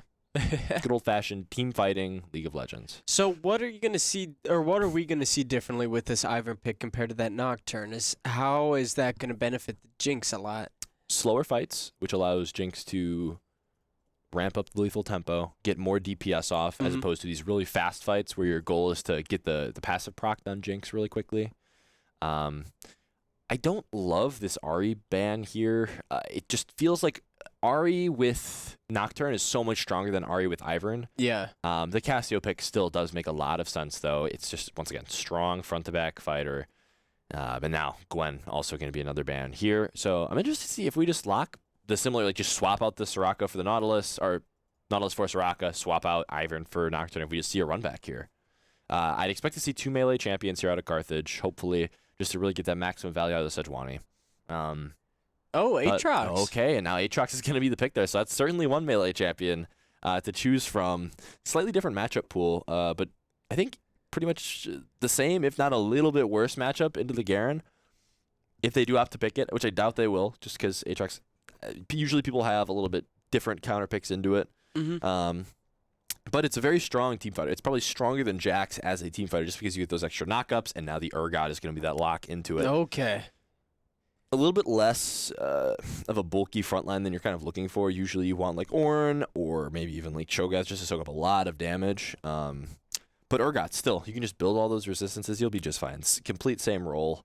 You can even flip front line, and you have a good lane matchup here. So win-win-win, I guess, if you're Cornell here.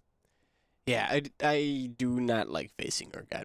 It's very annoying. It's creepy too. A lot of legs, and A lot of legs. a lot of legs, and legs apparently have shotguns to 'em. Definitely have shotguns. So, you know, it's interesting. It's tough. It's tough. Yeah. Just Oh, okay.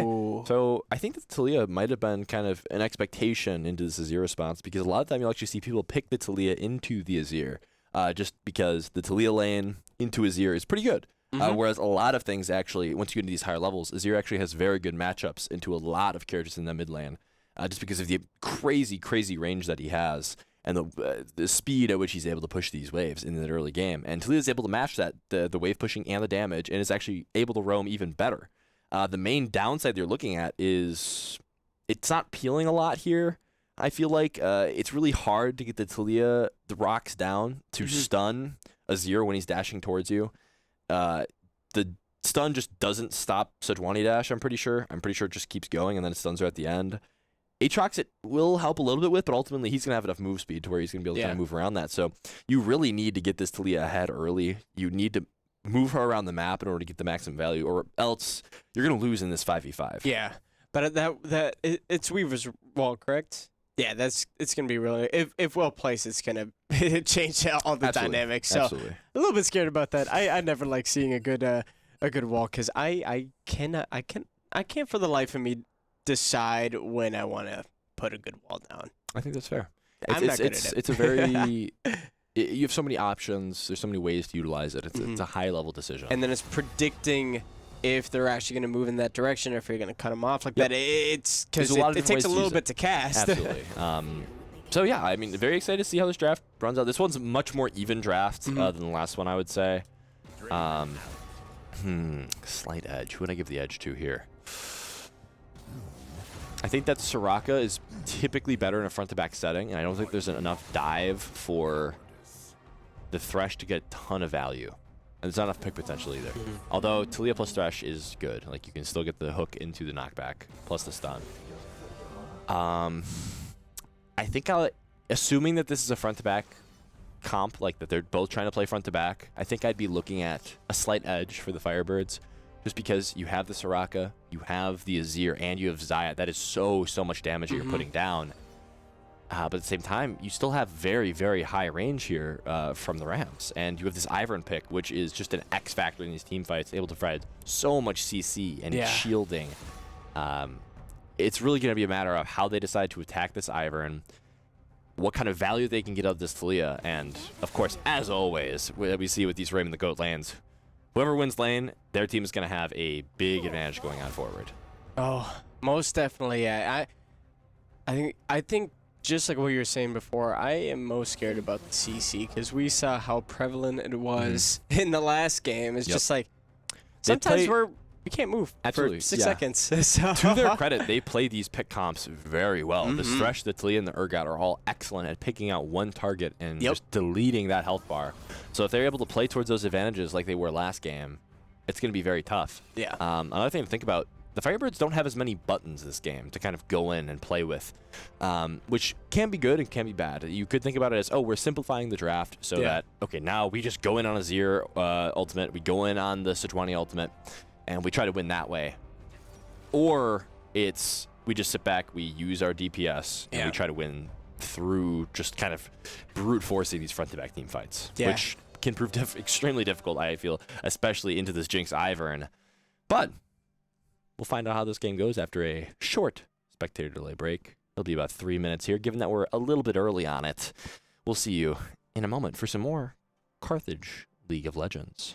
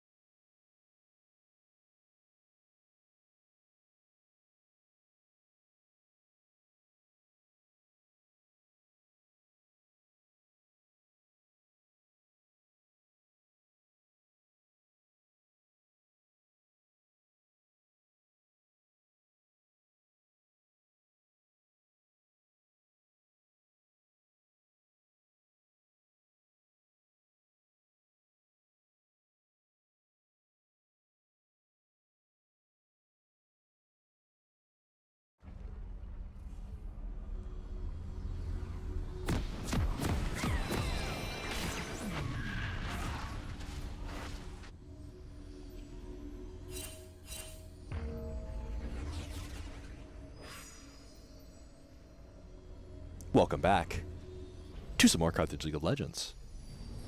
There's a lot. There's a lot of cool skins. In honor of Coach Palmer being in the chat here, best skin. I don't think I can pick. They're so cool.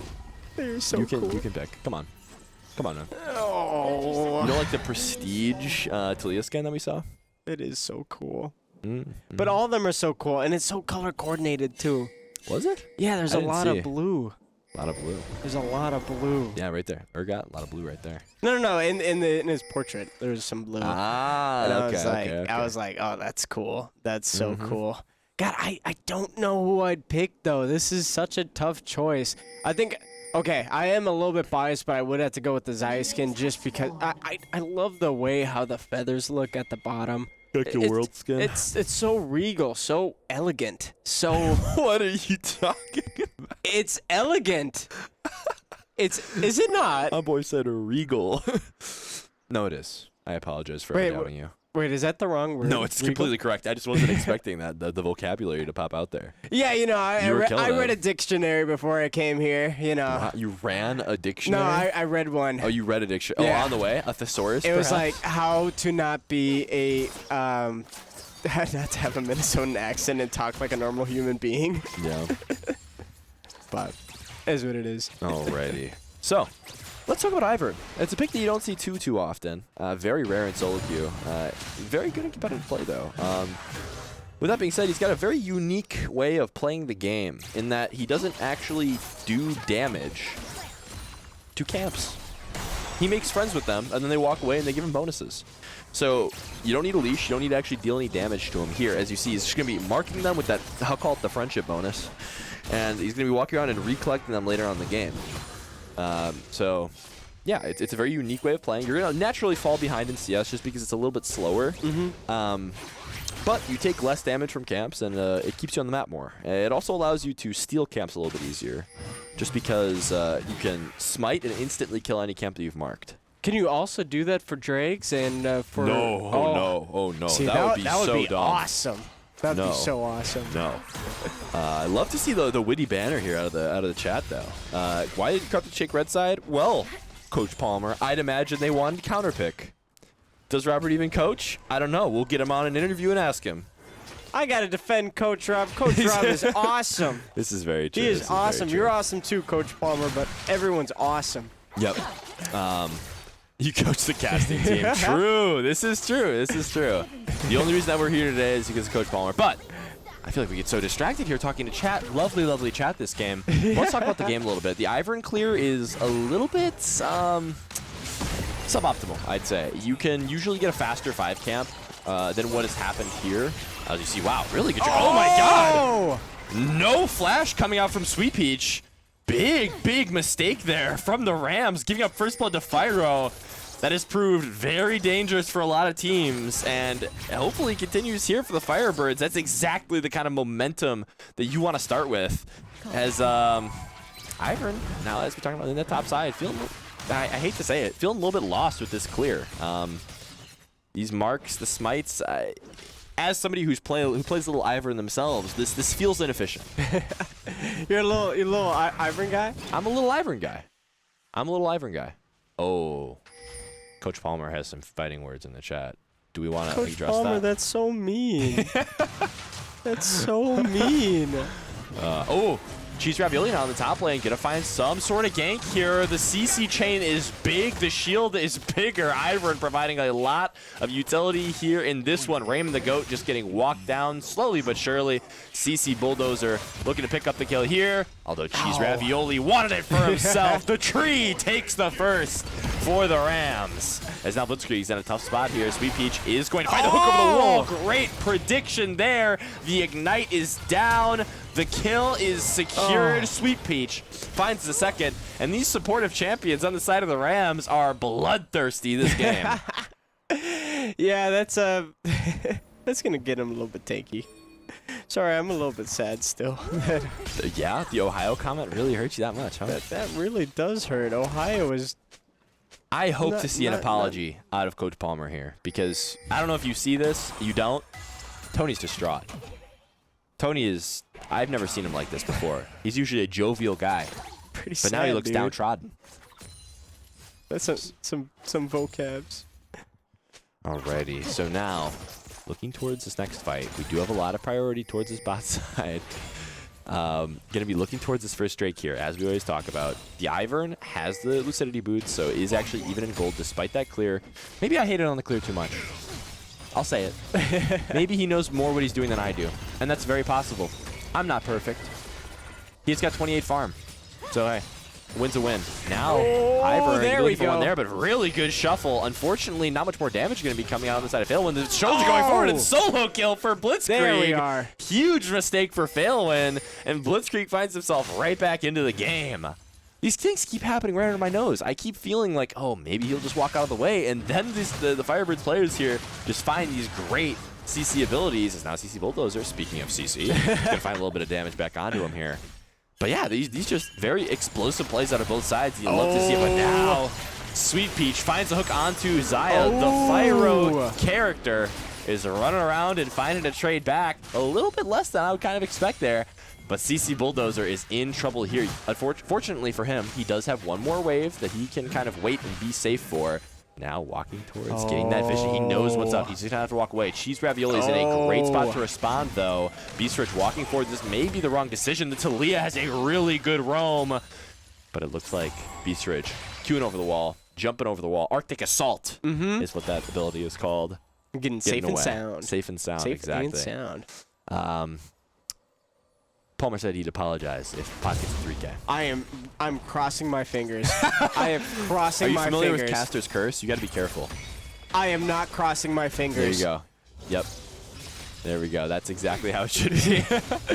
All right. Very even gold here. The Dragons still have been taken at 7 minutes, so very slow game here so far. Everybody just kind of playing out, trying to find their kills where they can. And Blitzkrieg found a lot of value here out of this Azir pick. 10 CS lead, kill lead. Doing very well. Sorry, I'm still a bit distraught. Oh my goodness. Hang on, All right. I need some water. All right. Take your drink, buddy. It'll be okay. Hey. Yeah. Oh my God!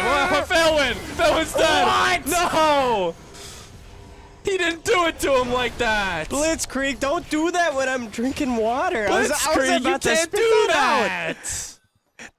You can't kill him like that! That was mean, dude! Not just like that! That was mean! My goodness! Uh-oh. Flame Chompers aren't going to matter, thankfully. My goodness, Blitzkrieg! You can't shuffle them that way! Great kill there. Oh, Pock is now in some danger. It is down. Fyro is pushing forward, though. He knows he has the damage. The Lantern is out, but he won't be able to find it. The little Temple is going to proc it. Kutso is in trouble. Hook goes out, flashing out. Though he's a Kutso, and now Flame under turret. You kind of wish he got more.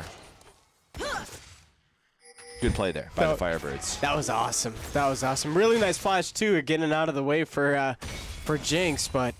Yeah, two great flashes there by the FIrebirds. First, Beastridge finding that great Q flash over the wall. Once again, the Arctic Assault finds another victim. Failwind going to be on the receiving end of that such one action. Yeah, I'm hoping that the FIrebirds can keep up this pressure and consistency, I'd say, into it. It's just like, you know. Absolutely. It's exactly what you're looking for. Yeah, it's just like this this is really well done, so hopefully we won't have a repeat of last game. Absolutely. But like what we said, it is... Sorry, I didn't mean to cut you off. I'm so sorry. No, by all means. I was just going to say, is what you're talking about with simplicity's sake, is that it does make it a little bit easier. Like, that the Azir had 2 great ultimates already, and you see what comes of it. It's simple but effective. It certainly is. I mean, the shuffle has been extremely useful. As I talked about before, people do pick this Talia into the Azir, but at 6, you still, as with most Azir matchups, you still got the kill potential, and you gotta be really, really careful about it, because you'll find yourself in the same position that Failwind did, under turret, with a soldier just stabbing you over and over again. Not exactly ideal. FIrebirds, I love the fact that they're picking up the first Herald here. I think that their bot side is ultimately stronger, so late game, they're actually able to find more kills towards that bot side and more pressure. So what I'm saying is, this first Drake is a little bit irrelevant. The gold, I value the gold more over first Drake. Oh, and here comes a little question for you.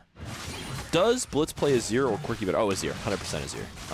I think he plays those aggressive playmaking champions much better. And now that could just be because it feels like the team plays better around it. But I feel like the Azir side of the match is what we've seen more. And you got to keep in mind, Azir is also considered stronger in the meta, just because it has so many good laning matchups, whereas Corki is only good in these very niche situations, for example, against the Azir. As you can see, flashing out, forcing it away. Blitzkrieg does have the flash in response, flashing away from the Flay. But Sweet Peach is making things happen across the map. I love the way that he's been moving around and really finding these plays. Yeah. Especially the subs on the mid lane in particular are going to be really valuable once you get these kind of 3v3 fights with Pac, with Blitzkrieg, and with Beast Fridge. Oh, most definitely. Just making themselves useful as much as they can, just max valuing where to be on the map. It's just like, I'm not needed too much in bot lane. I can go up in mid, make some ruckus. And that's kind of the downside of when you're picking the Soraka lane. Sure, it scales great, but you're giving up so much pressure in the bot lane, whereas like if you had a Nautilus, you could actually just die the Jinx when she's when the Thresh goes and roams. So there's a lot more pressure on Jinx when there's this kind of kill support. On the other hand, Soraka, fantastic once again in these late game situations. Oh, most definitely, yeah. All right, kind of a down moment. So let's talk about strategy here. A lot of kills and gold here on the side of the Firebirds, especially in that mid lane. 1,000 gold lead, 11 minutes. Not super sizable, but still big. As you see, good trading here from CC Bulldozer, doing exactly what you need to in this matchup, using that W, getting big value once you hit level 9.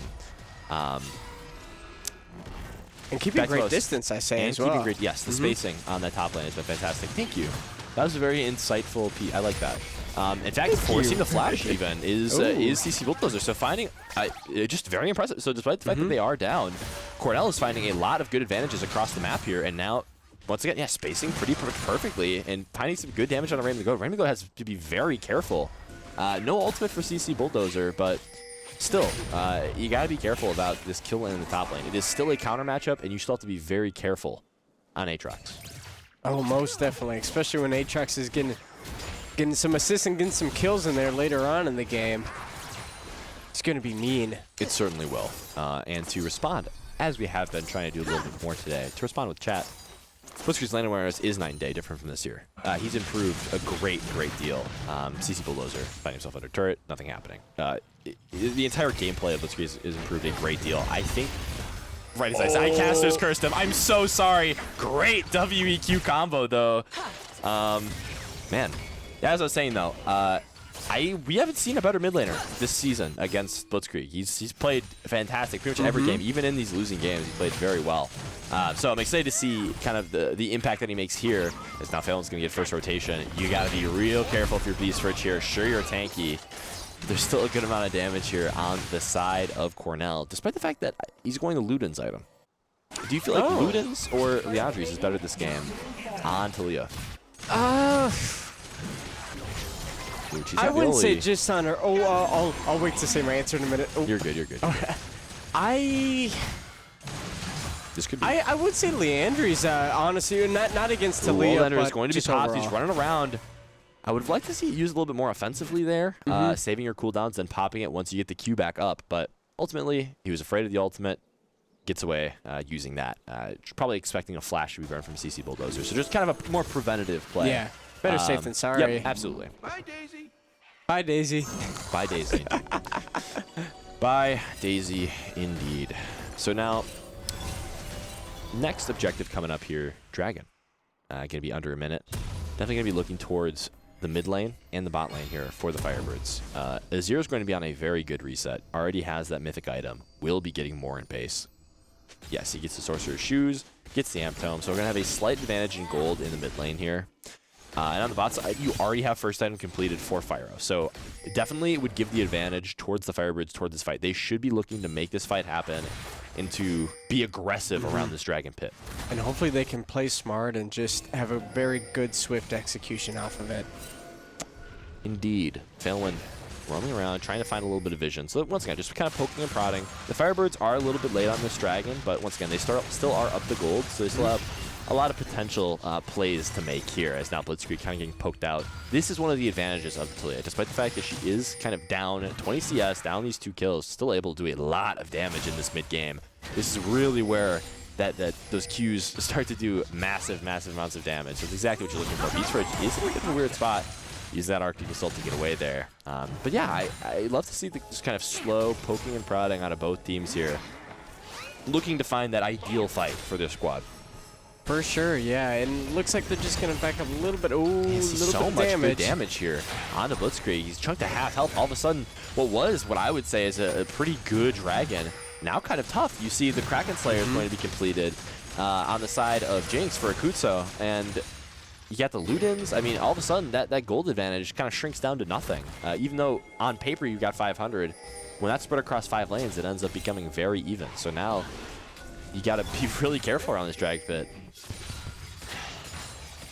Oh, sorry, I was yawning a little bit. Oh, wow.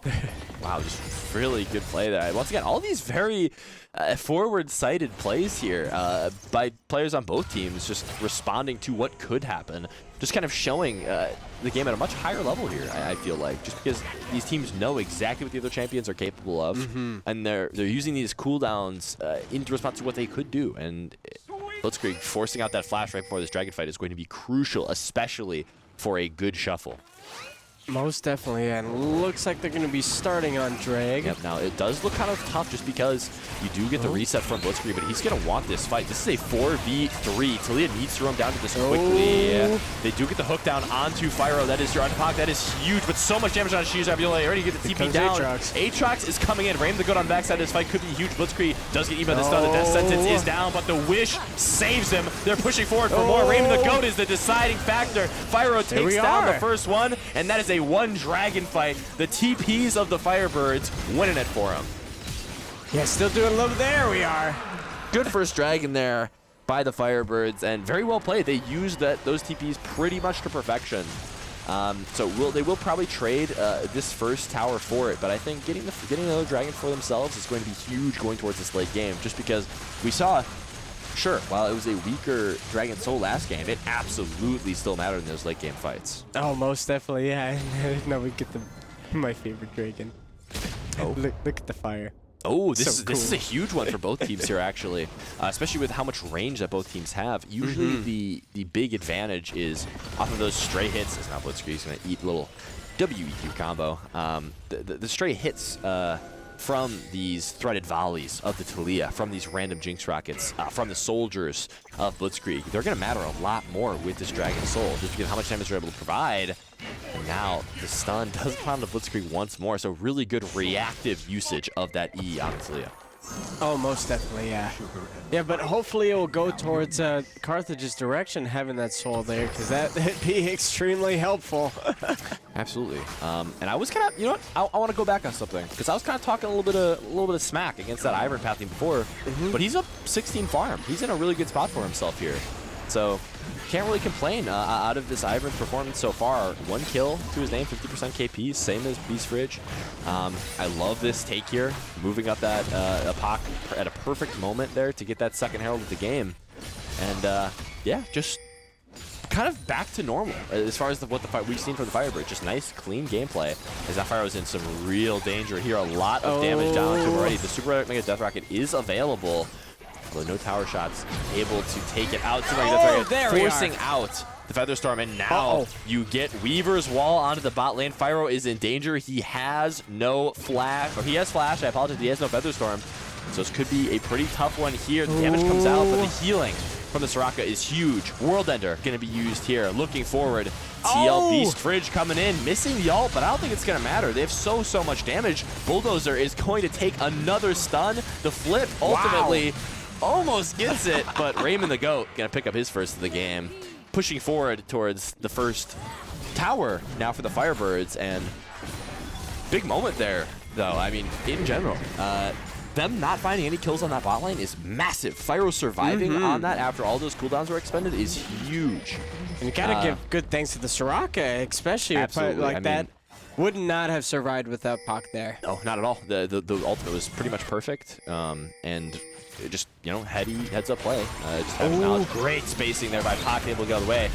Oh my goodness, the shuffle is perfect. Also, Kuto having to walk away there, and the Sand Soldiers take down Jinx. They take down a second turret with the Rift Herald, but now you get a TP on that backside. You gotta be careful because Urgot is here. Beast Fridge getting gunned down. The healing from Soraka will not be enough. The shutdown onto Raymond the Goat. That is a +2 play there. Just barely missing that one. And once again, yes, barely missing Pocket 808 there. Flashing forward is Failwind, finding the second of the fight.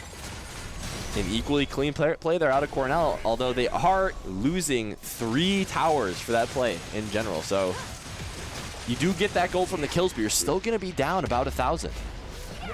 Yeah, it's looking a little bit better. Big stun there. Blitzkrieg has to get out of the way somehow. There we Still are. has that WQ available.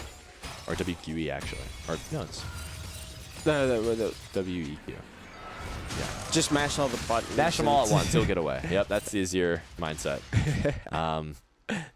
Yeah, I mean, exciting game so far. I'm loving how close these games are. No stomps here. Oh, Very I even don't. It's footing. making my heart hurt, dude. Thank goodness we have these Tootsie Rolls here to snack on. Oh, I know. I'm having another one.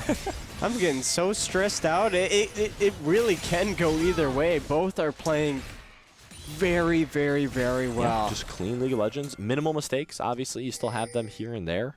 But both teams are really capitalizing off of that well.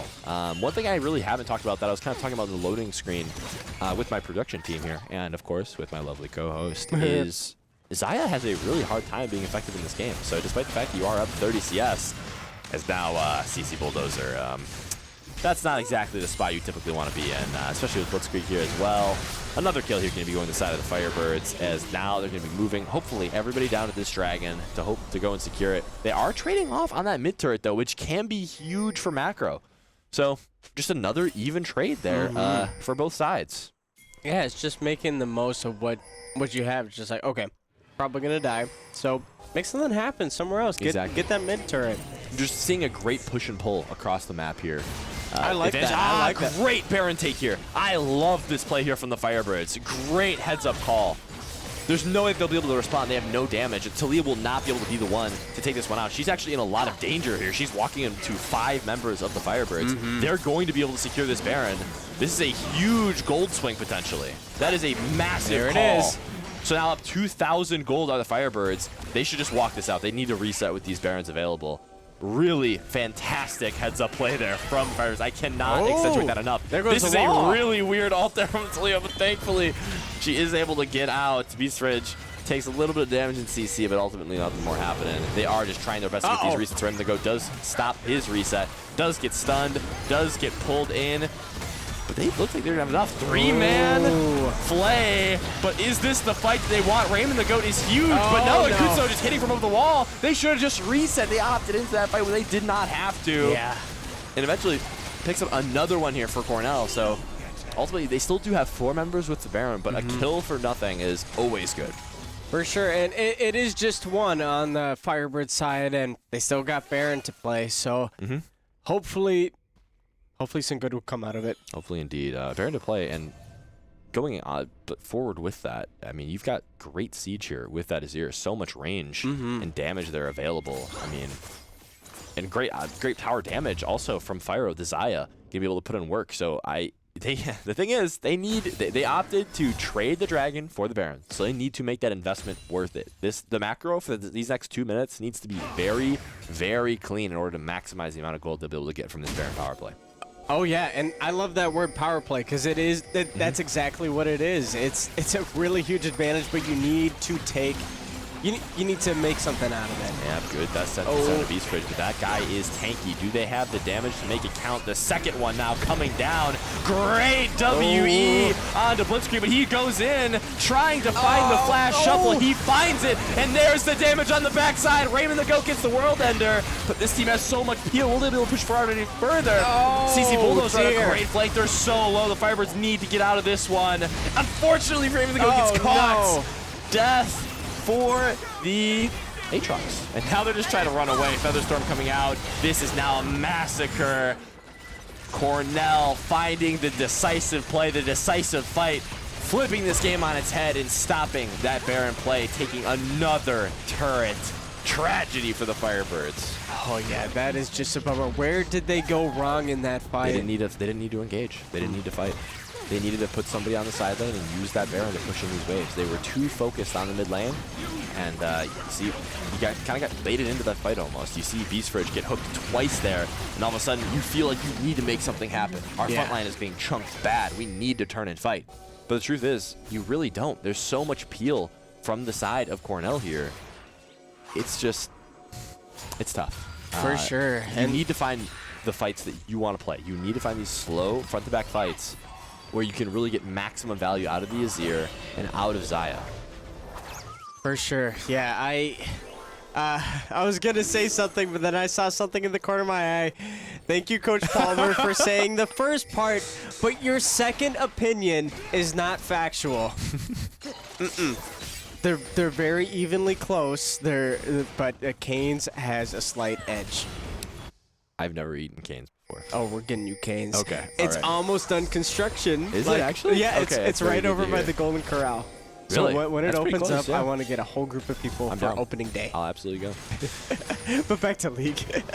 All right, looking forward in this game, though, you need to find these numbers advantages across the map. You need to find something, some sort of thing to get you back in a foothold in the game. They found themselves with a 2K gold disadvantage. They're now losing out on the map. I mean, that mid inhib being down is a real problem. On the bright side, you will have a little bit more gold to get from that middle lane. As you see, the extra minion is going to spawn, but it's still pressure across the map that you have to play around. So the next most decisive play, will this go to Soul Point for the Rams? Will Cornell be able to find their third dragon of the game and be able to force the Firebirds to do a bad decision on Blitzkrieg?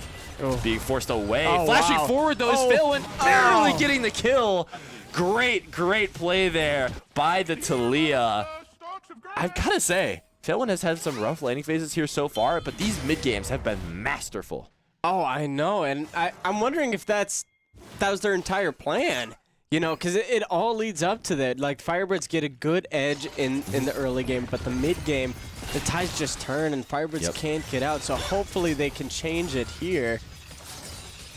Oh, jeez, this is getting scary, though. Yeah, they're going to be losing a lot of gold across the map. Have a good one, Coach Palmer. Thanks so much for tuning in. Thank you for tuning in. Hopefully, we get more people tuning in here from that. As you see, Failwind now, Arctic Assault and Ultimate is coming out. Failwind is in a tough spot. No flash available. The Featherstorm is used, and there is the shutdown onto Fyro. A 4-kill Jinx is nothing to scoff at. So you need to play around these two DPS carries on the Firebirds going forward. You need to leave Aatrox in the side lane, and you need to let these carries cook. Let them cook. 4-kill Xayah. I apologize. I'm really on it tonight. Let me tell you. It's a scary night. It's a really scary night. Halloween Part 2. As I was saying before, though, they opted for just taking the kill in the top lane. They gave up that third Drake. Now, unfortunately, the big advantage that you get from that is you force the enemy team into a fight that they may or may not want. Yeah. Especially when you're from behind like this, it's tough to have to walk into a team that's as good at poking you out and kind of slowing you down as this Rams draft. So Blitzkrieg will thankfully find this mid turret out of a little bit of a mispositioning from Cornell. But they're just looking towards this last Drake and towards the soul here. Yeah, it's kind of tough that right now the Firebirds are put in the position where they can't really dictate the next fight if they're going for Although they're making the one choice that could dictate the next fight. Good flash there by Pac. You're in a tough position if you're standing there. Is now Arctic Assault going back. Great shuffle onto the Talia. Fyro takes down his first of the fight, and now the team fight begins. Akutsu, Jinx on the backside, autoing down Raymond the Goat, finding a ton of DPS, a ton of damage, and they just can't find their way to this Jinx. She's excited. Featherstorm coming out from Fyro, but they have the advantage in this fight. It may be a 1 for 2, but you can't do that Baron after that play. That was a very stressful fight, and the Cornell could have very well continued on forward. Yeah.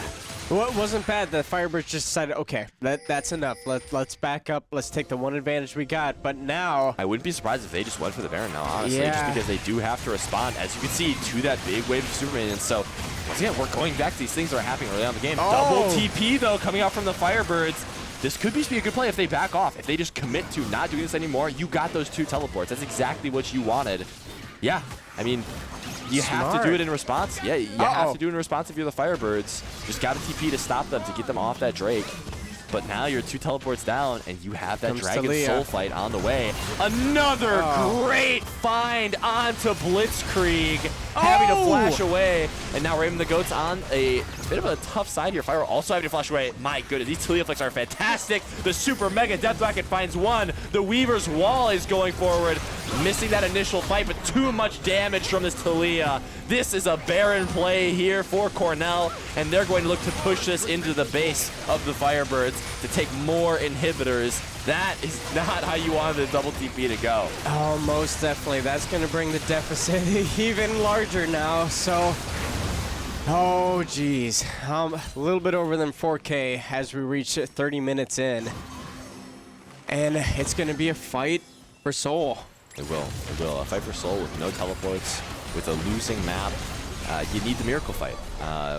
Thankfully, you have champions like the Azir that can just find the angle. So it's not all doom and gloom, but it's certainly an uphill battle here for the Firebirds going forward. And a lot of pressure getting put on the top lane. The turret is going to fall very soon. Yeah, just too much siege potential. Just such a huge rage advantage for the Firebirds here. There it is. The ultimate does come out. It is able to find one CC bulldozer, though. Not the ideal target for it. Look at Goat down there. Yeah, Raven the Goat is going to find a good amount of turret, like a good amount of turret damage, but that's not really what we are super worried about. He does push the wave in, but he doesn't find another turret, and with this going forward, it's you know, it's once again, you just feel like you're getting squeezed out of this game. Yeah. Cornell playing a great map. Right now, it's kind of just playing to their time, playing to whatever. Like, so Firebirds really don't have a choice for much. They can't dictate almost anything right now. They need to find a really good opportunity. Now there's a miracle on the ice, and hopefully we'll find a miracle on the rift. Yes, a miracle on the rift is what the Firebirds need here. Going forward, as you see, they're just pushing straight to the mid lane. They're expecting the soul fight, but they're looking to take the base. The inhibitor is going to go down. They need a quick response here. What will the Firebirds do? Will they respond to this mid play with ultimates or with aggression, or will they just play back and try to get the wave? It looks like they want the fight.